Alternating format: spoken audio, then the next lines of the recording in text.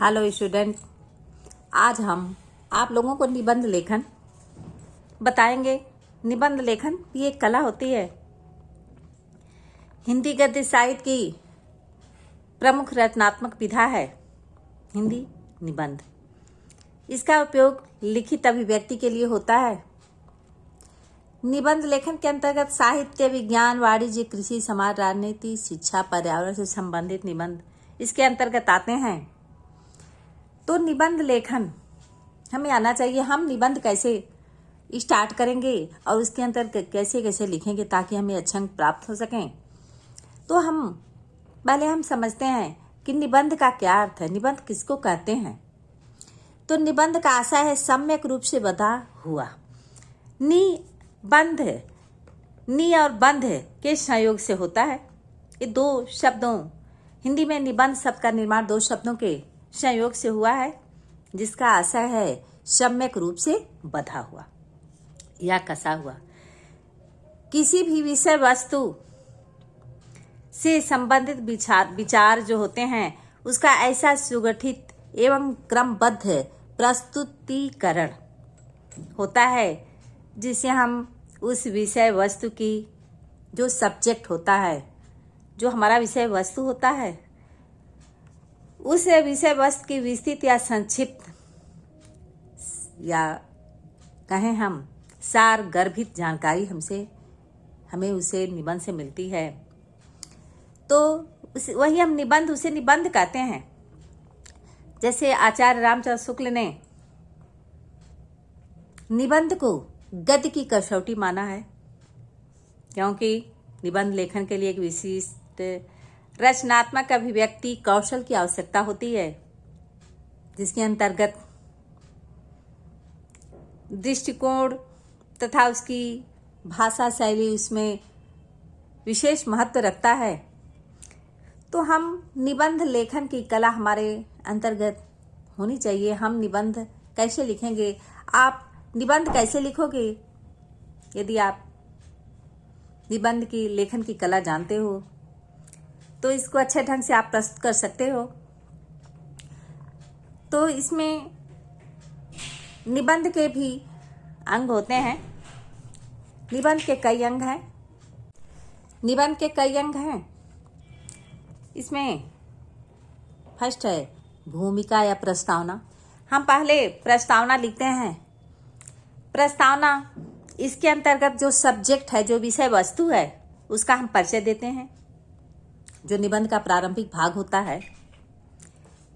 प्रस्तावना पाठक को निबंध की मुख्य विषय वस्तु से जोड़ती है, इसलिए प्रस्तावना के अंतर्गत हम विषय वस्तु का परिचय देते हैं। विषय वस्तु का मतलब होता है जो सब्जेक्ट होता है, हम किस पर निबंध लिख रहे हैं।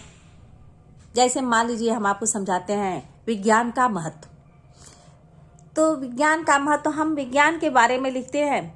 तो विज्ञान क्या है, साइंस क्या है, इसका हम क्या करते हैं, परिचय देते हैं। सेकंड भाग है मध्य भाग या विषय विस्तार। उसमें है विषय का विस्तार करते हैं।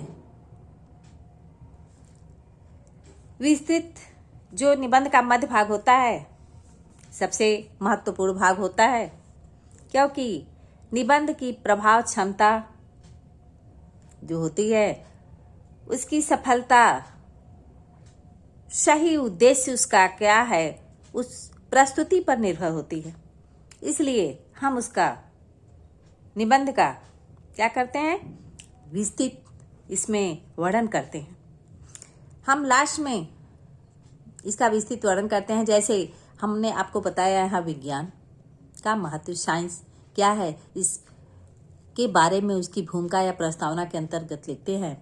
मध्य भाग में विज्ञान से होने वाले हानि लाभ, उसका उपयोग है, उसको हम यहाँ दर्शाएंगे। जैसे हम आपको एक एग्जाम्पल बता रहे हैं, तो जैसे मध्य भाग या विषय विस्तार, उसमें हम लिखते हैं साइंस जो विज्ञान है, उसका उपयोग है, उसका हानि है, लाभ है, क्या है, इसको हम लिखेंगे। जैसे उपसंहार है, उपसंहार यह निबंध का अंतिम भाग होता है।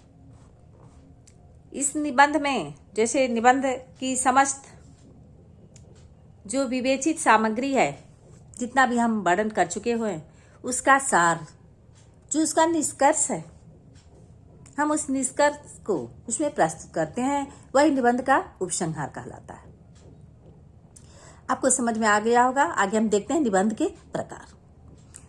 निबंध की तो कई प्रकार हैं, जैसे विचारात्मक होता है, भावात्मक होता है, विश्लेषणात्मक होता है। इसमें एक और भी आता है वर्णनात्मक निबंध। हम आपको इसकी जानकारी आगे देंगे। तो निबंध के कई प्रकार हैं, जैसे वर्णनात्मक है, विवेचनात्मक है, विचारात्मक है, विश्लेषणात्मक है, उसको हम व्याख्यात्मक भी कहते हैं।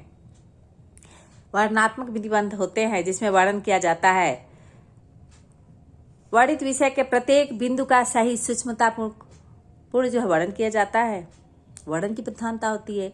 विचारात्मक होते हैं, ऐसे विषय हैं जिन पर हम अपने विचार प्रकट करते हैं। वे विषय समाज के लिए लाभकारी हैं या हानिकारक हैं, क्या हैं, इसमें हम विचारों की प्रधानता होने के कारण हम अपने विचार को प्रस्तुत करते हैं। ऐसे निबंध जो है विचारात्मक निबंध कहलाते हैं। जैसे मान लो नारी की सामाजिक स्थिति, गिरता हुआ शिक्षा का स्तर या शिक्षा का गिरता स्तर, हम उस पर अपने विचार प्रकट करते हैं, तो ये क्या हो गए, विचारात्मक निबंध। अब है भावात्मक निबंध। यह है विश्लेषणात्मक निबंध। तो विचारात्मक हम निबंध बताए फिर से आपको, जिन पर हम अपने विचार को तो प्रकट करते हैं, विचारों की प्रधानता होती है। जैसे नारी की सामाजिक स्थिति, शिक्षा का गिरता स्तर, सार्वजनिक जीवन में हिंसा। जैसे शिक्षा का गिरता स्तर, ये क्या है, इस पर हम नारी की सामाजिक स्थिति, इस समय वर्तमान में नारी की सामाजिक स्थिति क्या है, समाज में नारी का कितना महत्व है, हम इसको लिखते हैं, अपने हम विचार को प्रकट करते हैं, तो यह हो गया विचारात्मक। जैसे भावात्मक हो गया, विश्लेषणात्मक हो गया। तो हम पहले भावात्मक बताते हैं। इसमें क्या होता है, भावात्मक निबंध में भाव की प्रधानता होती है। भाव का संबंध किससे होता है, हृदय से होता है, क्योंकि हृदय से हमारे अंदर भावना उत्पन्न होती है। तो इसलिए लेखक क्या करता है, भाव मन से मनचाही अभिव्यक्ति प्रस्तुत करता है। लेखक या लिखने वाला जो है भावुक मन से अपनी मनचाही अभिव्यक्ति प्रस्तुत करने के लिए स्वतंत्र होता है। जैसे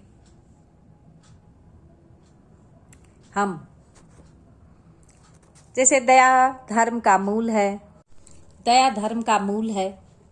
जैसे मेरा प्रिय कवि, ये क्या है, जैसे हम तुलसीदास, महाकवि तुलसीदास हैं, मेरे प्रिय कवि हैं, तो हम मेरा प्रिय कवि, हम उस पर क्या करते हैं, अपने हृदय के भाव को प्रकट करते हैं। हम अपने भावुक मन से मनचाही अभिव्यक्ति को प्रस्तुत करते हैं, तो ये क्या हो गया, भावात्मक निबंध हो गया। जैसे दया धर्म का मूल है, दया जो है धर्म का मूल कारण है। जैसे मित्रता निबंध है, आचार्य रामचंद्र शुक्ल का मित्रता के ऊपर उन्होंने निबंध लिखा है, तो ये भावात्मक निबंध के अंतर्गत आते हैं। जैसे विश्लेषणात्मक निबंध, या उसे हम व्याख्यात्मक निबंध भी करने हैं। तो इस प्रकार के निबंध में विषय में कार्य कारण का संबंध दिखाकर क्रमशः घटनावार विवरण प्रस्तुत किया जाता है। श्रृंखला टूटने नहीं दी जाती है। पौराणिक धार्मिक कथाओं गाथाओं का तथ्यों पर आधारित घटना का समावेश रहता है। हम आपको बता दें, इस प्रकार के निबंध के अंतर्गत आने वाले जो विषय होते हैं, इसमें कार्य कारण का संबंध दिखाया जाता है। एक घटना के पश्चात दूसरी घटना, एक तीसरी घटना, इस प्रकार क्रमशः घटना का विवरण प्रस्तुत करते हैं।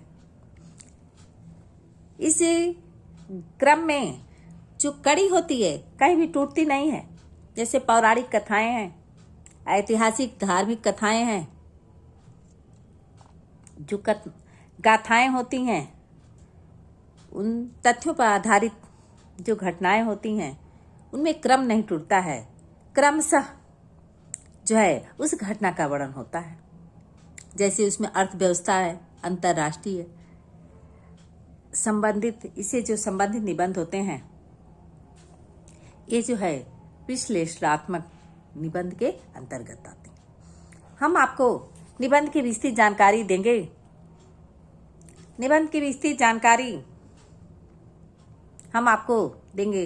निबंध तो आपको हम प्रकार बताए, लेकिन इसकी विस्तृत जानकारी आपको आवश्यक है तो हम आपको बताएं। निबंध की विस्तृत जानकारी देते हैं कि इसमें आपको परीक्षा में निबंध कैसे आएंगे। तो पहला है इसमें, जैसे हम लेते हैं साहित्यिक निबंध। तो साहित्यिक निबंध आप सोचेंगे कि साहित्यिक निबंध में कौन कौन से निबंध आते होंगे, तो हम आपको बता दें। जैसे साहित्यिक निबंध में निबंध आते हैं साहित्य और समाज, मेरा प्रिय ग्रंथ, जैसे रामचरितमानस या मेरा प्रिय ग्रंथ मुस्लिम छात्रों के लिए उनका जो ग्रंथ है, या कुरान शरीफ जो भी है, उनका प्रिय ग्रंथ क्या है उस पर निबंध आप लिख सकते हो। ये निबंध जो है साहित्यिक निबंध कहलाते हैं। जैसे परिचयात्मक निबंध, इसमें परिचय दिया जाता है, जैसे किसी महापुरुष की जीवनी है, जैसे राष्ट्रपिता महात्मा गांधी, मेरा प्रिय कवि सूरदास तुलसीदास या जो भी है,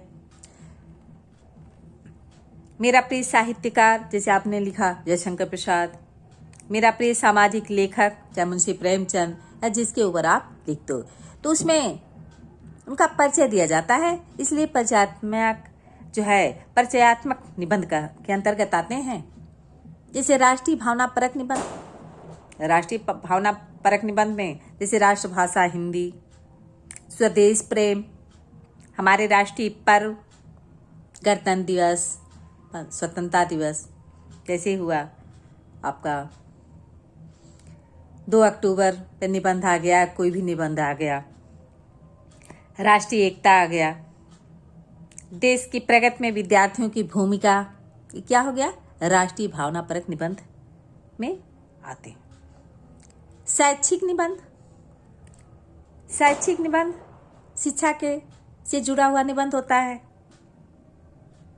जैसे छात्र और अनुशासन या विद्यार्थी और अनुशासन, नई शिक्षा नीति, शिक्षा का बदलता हुआ स्वरूप, व्यावसायिक शिक्षा के विभिन्न आयाम, ये शैक्षिक निबंध के अंतर्गत आते हैं। सामाजिक व सांस्कृतिक निबंध, सामाजिक और सांस्कृतिक निबंध जैसे इसमें आ गया भारतीय समाज में नारी का महत्व या भारतीय नारी की समस्या, पंचायती राज, सांस्कृतिक प्रदूषण, वर्तमान समाज पर दूरदर्शन का प्रभाव, ये सामाजिक और सांस्कृतिक निबंध कहलाते हैं। जैसे समस्या परक निबंध, इसमें समस्या के ऊपर रहती है, कोई भी समस्या रहती है, जैसे भारत की वर्तमान प्रमुख समस्या, इस समस्या परक निबंध कहलाते हैं। जैसे भारत में जनसंख्या वृद्धि की समस्या, कश्मीर समस्या, महंगाई की समस्या, भ्रष्टाचार की समस्या, आपको ये बहुत इंपॉर्टेंट निबंध होते हैं। समस्या परक निबंध से एक निबंध आपको एग्जाम में जरूर आता है। तो इस समस्या के ऊपर एक निबंध आता है, जैसे आतंकवाद समस्या समाधान, पर्यावरण प्रदूषण की समस्या और समाधान, भारत में बेरोजगारी की समस्या, दहेज प्रथा एक सामाजिक समस्या या एक सामाजिक अभिशाप। जैसे आ गया आरक्षण की नीति एवं राजनीति, ग्राम विकास की समस्या, प्राकृतिक आपदा, ये क्या है, ये समस्या है। तो ये समस्या परक निबंध होते हैं। जैसे विज्ञान संबंधी निबंध, जैसे विज्ञान वरदान या अभिशाप आ गया, विज्ञान का चमत्कार आ गया, विज्ञान का महत्व आ गया। विज्ञान से जुड़ी हुई जितने भी आधुनिक यंत्र, पुरुष, कंप्यूटर, बहुत इंपॉर्टेंट, इंटरनेट, आज का युग इंटरनेट का युग है। इंटरनेट, भारत की वैज्ञानिक प्रगति, जैसे मनोरंजन के आधुनिक साधन, ये क्या है, विज्ञान संबंधी निबंध होते हैं। जैसे राजनीति संबंधी निबंध, राजनीति के ऊपर रहता है, जैसे भारत में लोकतंत्र की सफलता, विद्यार्थी और राजनीति, लोकतंत्र और समाचार पत्र, ये सब क्या है, राजनीति से जुड़े हुए निबंध होते हैं। स्वास्थ्य परक निबंध जो बहुत इंपॉर्टेंट है, जीवन में खेलकूद की आवश्यकता, व्यायाम का महत्व, ये सब क्या है, स्वास्थ्य परक निबंध। उपयोगिता परक निबंध, जैसे मानव जीवन में वनों की उपयोगिता, वन का महत्व, हमारे जीवन में वन की उपयोगिता, वन का महत्व, ये सब क्या है, उपयोगिता परक निबंध के अंतर्गत आते हैं। जैसे वर्णनात्मक निबंध, जैसे किसी रोचक कथा का वर्णन हो या रोचक यात्रा का वर्णन हो, विस्तृत उसका वर्णन होता है, वर्णन किया गया हो, वर्णनात्मक निबंध के अंतर्गत आते हैं। जैसे आत्मकथात्मक निबंध, जैसे आत्मकथात्मक अपनी कथा होती है उसमें, जैसे यदि मैं प्रधानमंत्री होता, क्या हो गया, यदि मैं प्रधानमंत्री होता, यदि मैं मतलब आत्मकथात्मक निबंध, अपनी कथा का वर्णन होता, मैं करता या करता, यह आत्मकथात्मक निबंध है। जैसे गंगा की आत्मकथा, ये आत्मकथात्मक निबंध के अंतर्गत आता है। शुक्ति परक निबंध, कुछ ऐसी शुक्तियां होती हैं, शुक्ति परक निबंध, कुछ ऐसी शुक्तियां होती हैं जो आते हैं, उसका भी हम निबंध होता है, निबंध के अंतर्गत आते हैं, शुक्ति परक निबंध कहलाते हैं। जैसे मन के हारे हार है, मन के जीते जीत, ये शुक्ति है, इस तरह के निबंध आते हैं। पर उपदेश कुशल बहु तेरे, दूसरे को उपदेश देना कुशल बहु तेरे। पराधीन सपने सुख नाई, पराधीनता जो है, सपने में भी सुख नहीं मिलता है, पराधीन व्यक्ति सपने में भी, स्वप्न में भी सुखी नहीं हो सकता। पराधीन देश सपने में भी, स्वप्न में भी सुखी नहीं हो सकता। परहित सरिस धर्म नहीं भाई, ये क्या है, शुक्ति है। परहित सरस धर्म नहीं भाई, दैव दैव आलसी पुकारा, शठ सुत शुद्ध रही शत संगति पाई। जैसे है, ये क्या है, शुक्ति परक निबंध के अंतर्गत आते हैं। हाँ स्टूडेंट, हमने आपको निबंध लेखन और निबंध की हमने आपको विस्तृत जानकारी दी। यदि इसको आप इस वीडियो को बार बार देखेंगे तो आपको अवश्य समझ में आएगा। हमें पूर्ण विश्वास है आप इस वीडियो को बार बार देखें और समझें। Thank you.